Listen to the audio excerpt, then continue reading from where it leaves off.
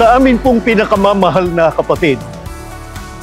sa ating tagapamahalang pangkalahatan, kapatid na Eduardo B. Manalo, at maging sa ating pangalawang tagapamahalang pangkalahatan,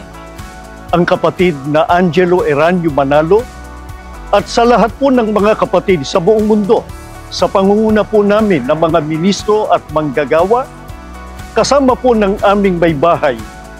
ay buong pagkakaisa at buong kagalakan po na bumabati sa inyong lahat ng Happy 111th anniversary po!